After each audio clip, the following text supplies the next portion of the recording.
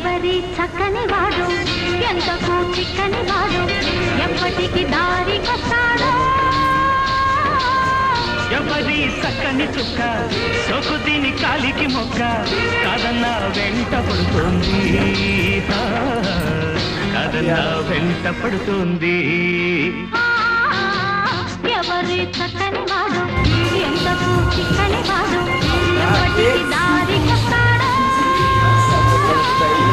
ఎవరి చక్కని చుక్క సోకు దీని కాలికి మొక్క